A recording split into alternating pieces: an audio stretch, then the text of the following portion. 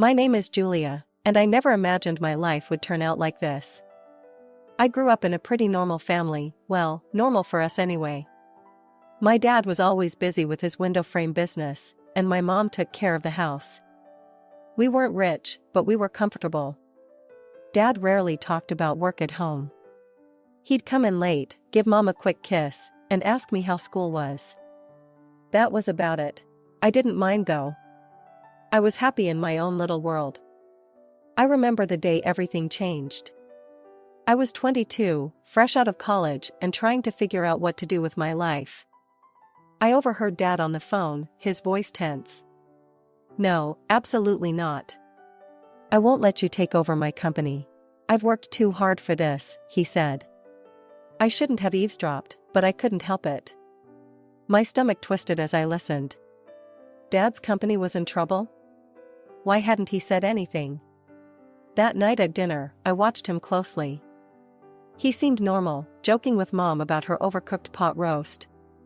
But I saw the worry lines around his eyes, the way his smile didn't quite reach them. I had to do something. But what? I didn't know the first thing about business. Still, I couldn't just sit back and watch my family's livelihood get destroyed. The next day, I did some digging. It wasn't hard to find out who was trying to take over Dad's company. Big shot businessman named Robert Caldwell. His office wasn't far from our house. The receptionist looked at me like I was crazy when I asked to see Mr. Caldwell. "Do you have an appointment?" she asked, eyebrow raised. "No, but it's important. Please, just 5 minutes," I begged. She must have taken pity on me, because after a phone call, she waved me towards the elevator.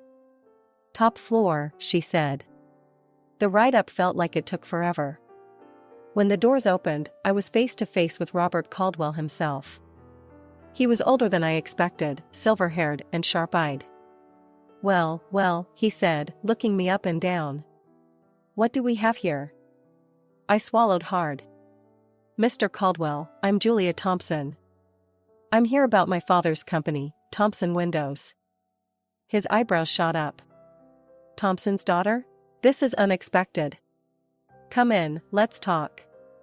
I followed him into his office, trying not to gape at the view. He settled behind his massive desk and gestured for me to sit. "So, Miss Thompson, what can I do for you?" I took a deep breath. "Please don't take over my father's company. It means everything to him. There must be another way." Caldwell leaned back, studying me. "Interesting.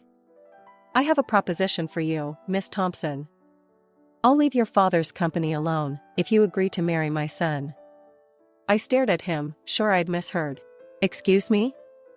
"You heard me. Marry my son, make him grow up a little. Do that, and your father's company is safe." I left Caldwell's office in a daze. Marry his son? Was he insane? But the more I thought about it, the more I realized I didn't have much choice. It was either this, or watch my father's life's work crumble. The next day, I found myself back in that intimidating office. Caldwell was waiting, a smug smile on his face. "So, Miss Thompson, have you made your decision?" I took a deep breath. "Yes. I'll do it. I'll marry your son." Caldwell clapped his hands together. "Excellent. Let's introduce you two, shall we?" Before I knew it, I was being ushered into another room. And there he was, Caldwell's son.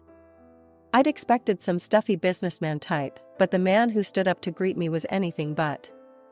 He was tall, with messy dark hair and a crooked smile. "Hey," he said, extending his hand. "I'm Jack. You must be Julia?" I shook his hand, trying not to show my surprise.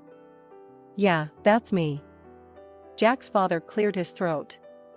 "I'll leave you two to get acquainted." As soon as the door closed behind him, Jack's casual demeanor vanished. He ran a hand through his hair, looking uncomfortable. "Look, I'm sorry about this. My dad, he's got some pretty old-fashioned ideas." I shrugged, trying to seem nonchalant. "It's fine. We're both adults, right?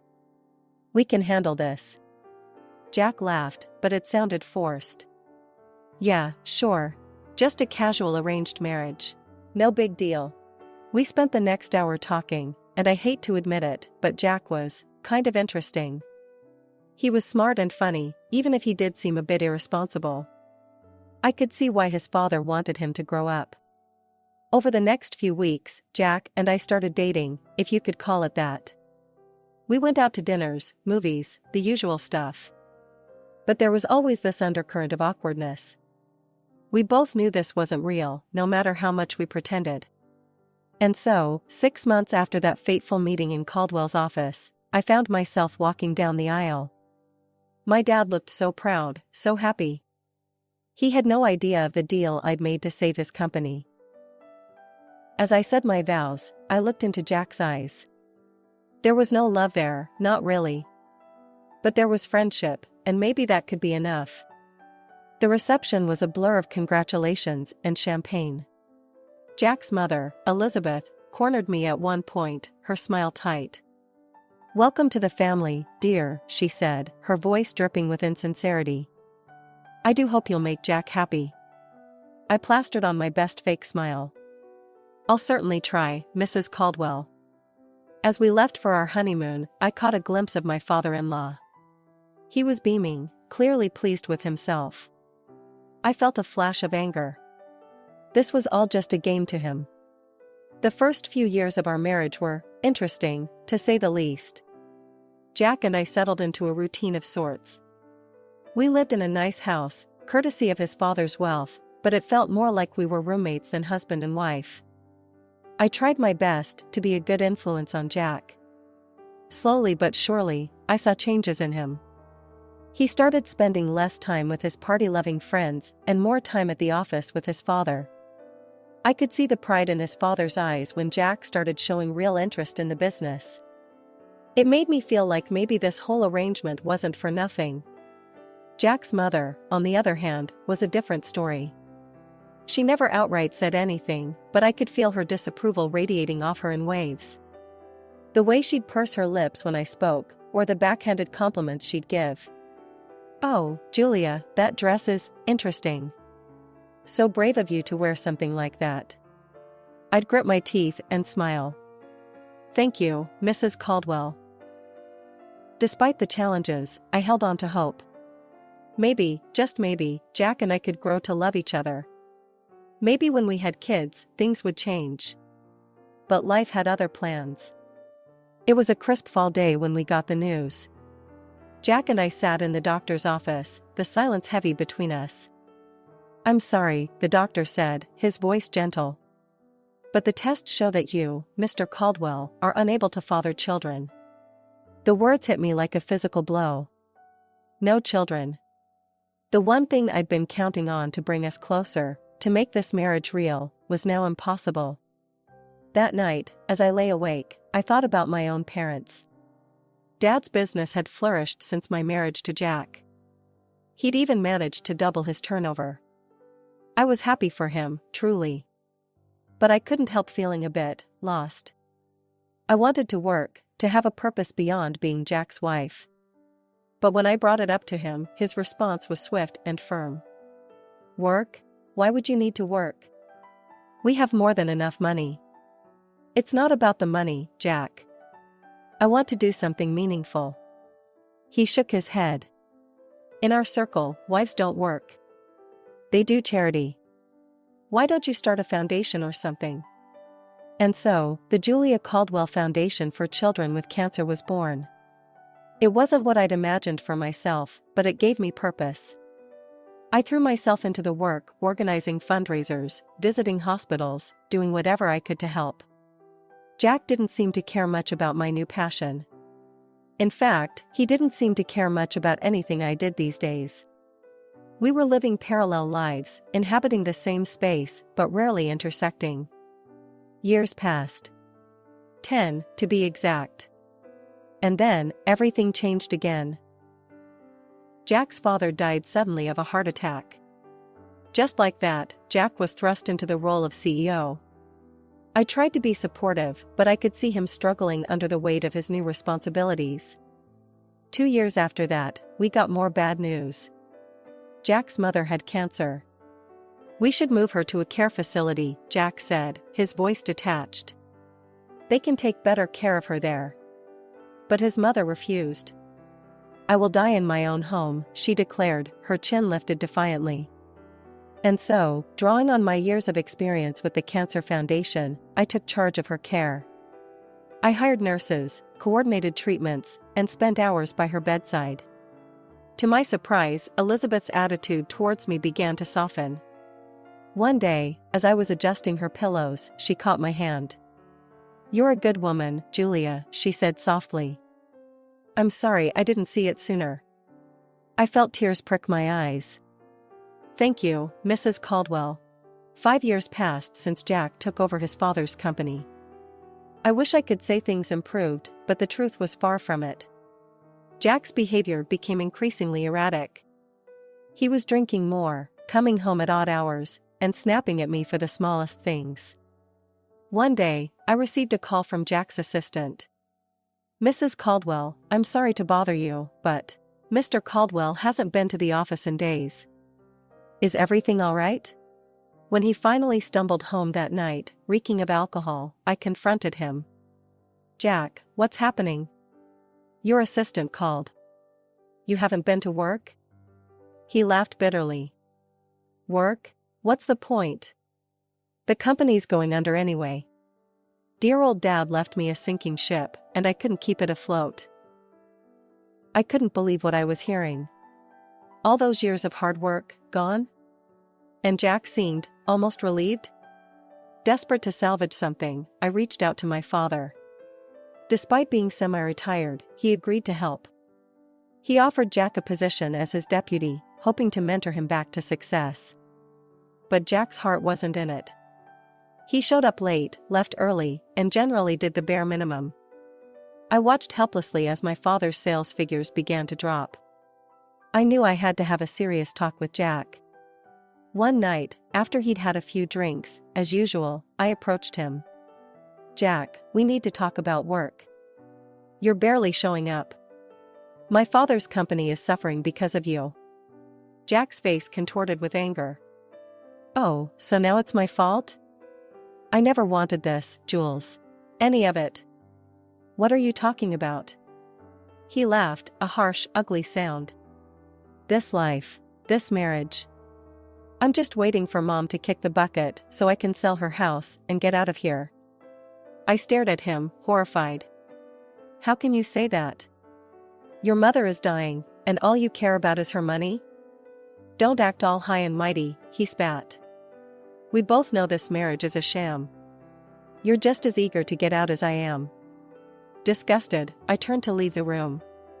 As I opened the door, I came face to face with Jack's mother.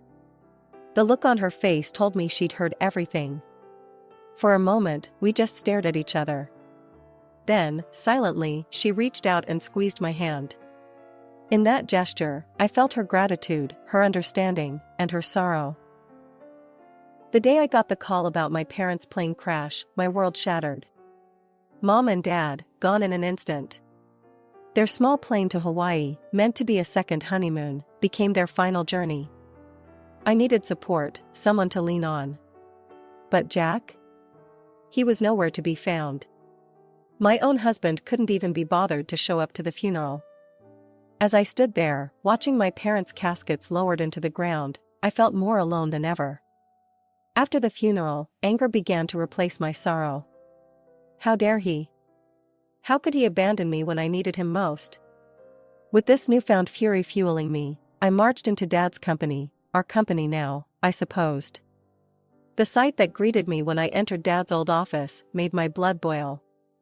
There was Jack, lounging in Dad's chair like he owned the place, barking orders like some conquering hero. "Jack," I said, my voice tight with barely contained rage. "We need to talk." He looked up, his face a mask of annoyance. "What is it now, Jules? Can't you see I'm busy?" "Busy?" I spat. "You couldn't even be busy enough to come to my parents' funeral." Jack rolled his eyes. "Oh, here we go with the moralizing again. You know what, Jules? Always nagging, always pushing. Well, I'm done with it. And I'm done with you. I stared at him, shocked. Then I saw something change in his eyes. A cold, calculating look replaced the anger. You know, Jules, he said, his voice suddenly calm. This company? It's worth about $17 million. And guess what? As deputy director, it's all mine now. My heart dropped. What are you talking about? He leaned back in the chair, Dad's chair, with a smug smile. I'm the deputy director. I have all the passwords, access to all the accounts. I'm in charge now, and there's nothing you can do about it. You can't do this, I said, my voice shaking. You've already run your father's company into the ground. I won't let you do the same to my father's legacy. Jack laughed, a cold, harsh sound. Oh, I'm not going to run it. I'm going to sell it, piece by piece. And then I'm going to live like a king. Before I could stop him, he turned to the computer. I watched in horror as he transferred a large sum from the company account to his personal one. There, he said, turning back to me. That should keep me comfortable for a while. Then, as if this whole thing was just a minor inconvenience, he reached into his desk drawer and pulled out a stack of papers. He tossed them at me casually. Oh, and here, divorce papers. I think it's time we ended this farce, don't you? I caught the papers reflexively, my mind reeling. This couldn't be happening. It was too much, too fast. My parents dead, my marriage over, my father's company being stolen right in front of me. I left the office in a daze, divorce papers clutched in my hand. But as I walked, something inside me shifted. I'd spent years bending to Jack's will, to his father's manipulations. No more. It was time to fight back. With renewed determination, I headed straight to my father's lawyer's office. Mr. Henderson had been Dad's friend and confidant for years. If anyone could help me, it would be him. Julia, Mr. Henderson said, rising to greet me as I entered his office. I'm so sorry about your parents. How are you holding up? I collapsed into the chair across from him, the events of the day spilling out in a rush. Mr. Henderson listened patiently, his expression growing grimmer by the minute. When I finished, he leaned back in his chair, a small smile playing on his lips. Julia, I think it's time I shared something with you. Your father's will. He made some changes just before the accident. As he read the will, I felt a weight lifting off my shoulders. The company, it was mine. All mine. Dad had left it to me, not Jack. But there was more. Mr. Henderson looked up from the papers, his eyes twinkling. There's something else you should know. Your father dismissed Jack 2 weeks before his death. Fired him outright. I couldn't help it, I laughed. A real, genuine laugh for the first time in what felt like forever. So all those orders Jack was giving. Completely meaningless, Mr. Henderson confirmed. Then he pulled out an envelope. There's one more thing. A letter from your father. With shaking hands, I opened it. Dad's familiar handwriting blurred as tears filled my eyes. My dearest Julia, it began. If you're reading this, it means I'm gone. I'm sorry for leaving you like this, but I hope I've left you with the tools to build the life you deserve. The company is yours now. And Jules? It's time to let go of Jack. You've given enough of yourself to that marriage. It's time to live for you. I love you, sweetheart. Make me proud. I looked up at Mr. Henderson, wiping my eyes. Do you have a pen? Without a word, he handed me one. I signed the divorce papers Jack had given me, feeling lighter with each stroke of the pen. Can you file these? I asked, handing them back. I want this done as quickly as possible. Mr. Henderson nodded. Consider it done. As I left his office, I felt free. For the first time in years, maybe for the first time ever, I was in control of my own life. No more Jack, no more Caldwell's pulling my strings. On impulse, I pulled out my phone and called Sarah, my best friend from the charity foundation. Sarah? It's Julia. Want to meet for coffee? I've got some news. An hour later, we were seated in our favorite cafe, lattes in hand. So, Sarah said, eyeing me curiously. What's this big news? I took a deep breath, then let it all out. Jack, the company, the divorce. Sarah listened, her eyes widening. When I finished, she reached across the table and squeezed my hand. Girl, you're free. And now you're the boss. I couldn't help but smile at her enthusiasm. I don't know, Sarah. Can I really run a company? She fixed me with a stern look. Are you kidding me? Julia, you've been running that charity foundation like a pro for years. You're smart, you're organized, and you actually care about people. You're going to be an amazing CEO. After my talk with Sarah, I felt invigorated. It was time to face the music and get my things from Jack's house. I never really thought of it as my home, and now I knew why. I found my mother-in-law, Elizabeth, in the living room. Her face was drawn, tired from her ongoing battle with cancer. Elizabeth, I said gently, I'm here to get my things. Jack and I, we're getting divorced. To my surprise, her eyes filled with tears. Julia, I know I haven't always been kind to you. But you've been so good to me. Would you consider taking me with you? I was stunned. You want to come with me? Before she could answer, the front door slammed open. Jack stormed in, his face red with fury. He shouted, pointing at me. What the hell did you do? The company accounts are blocked. I can't access the money. I straightened my spine, looking him dead in the eye. That money isn't yours, Jack. It never was. Oh, and by the way, my father fired you 2 weeks ago. You have no claim to the company. I've already instructed security not to let you in the building. Jack's mouth opened and closed like a fish out of water.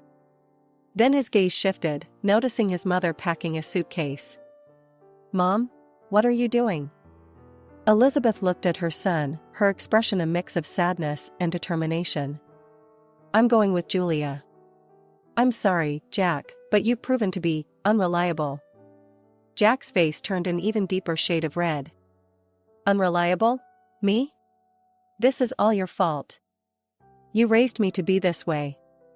You and your coddling and your expectations. He turned to me, his voice dripping with venom. Fine. Get out. Both of you. I don't need either of you. I felt a wave of pity for him. This angry, bitter man was a far cry from the charming, if irresponsible, guy I'd married. But I couldn't let that sway me. Not anymore. Come on, Elizabeth, I said softly. Let's get your things. As we packed, Jack continued to rant and rave, hurling insults and blame. But we tuned him out, focusing on the task at hand. The drive to my parents' house was quiet. Elizabeth dozed in the passenger seat, the stress of the day taking its toll. As we pulled up to the house, a lump formed in my throat. It felt strange coming here without Mom and Dad. We're here, I said softly, gently waking Elizabeth. I helped her inside, leading her to my parents' room. It felt right, somehow, to give her the space. Are you sure? Elizabeth asked, her eyes wide as she took in the room. I nodded, swallowing past the lump in my throat. Yes. I think they would have wanted it this way. As I helped Elizabeth settle in, I felt a strange mix of emotions. Grief for my parents, relief at being free from Jack, uncertainty about the future. But underneath it all, there was a glimmer of hope. Taking over Dad's company was like diving into the deep end of a pool without knowing how to swim. Those first few months were a whirlwind of meetings, financial reports, and sleepless nights. But I was determined to make it work. I hired Tom, a brilliant business consultant, as my right-hand man. He patiently guided me through the intricacies of running a multi-million-dollar company. You've got good instincts, Julia, he'd say. Trust them. Slowly but surely, I found my footing. 6 months in, I wasn't just treading water, I was swimming laps. The company's performance began to improve, and I felt a surge of pride knowing Dad would have been pleased. Through it all, I never neglected the Cancer Foundation. If anything, my work there became even more important to me. It was a link to my past and a beacon for my future. Elizabeth's condition worsened over time. I threw myself into her care, determined to make her final days as comfortable as possible. We grew close during those 2 years, healing old wounds and forming a bond one never thought possible. The day she passed, I held her hand and whispered, "Thank you for everything, Elizabeth." She squeezed my hand weakly, a small smile on her face, before slipping away peacefully. I organized the funeral myself, making sure everything was perfect. Jack didn't show up. I wasn't surprised, but it still stung to see how far he'd fallen. A few weeks after the funeral, I received a call from Mr. Henderson. "Julia, there's something you need to see. Can you come to my office?" When I arrived, I was shocked to see Jack there, a young blonde hanging off his arm. He smirked at me. "Well, if it isn't the little CEO. Don't worry, I'm just here to collect my inheritance. Mom and I might have had our differences, but blood is thicker than water, right?" I bit my tongue, waiting for Mr. Henderson to speak. The lawyer cleared his throat and began reading Elizabeth's will. As he spoke, I watched Jack's smug expression morph into disbelief, then fury. "And so, I leave my house and all my savings to Julia Thompson, with the stipulation that the money be donated to the Cancer Foundation she so passionately supports." Tears sprang to my eyes. Elizabeth's final act of kindness overwhelmed me. Jack exploded. "This is bullshit. She manipulated Mom. She's a fraud, a gold digger. She ruined my life, and now she's stealing my inheritance."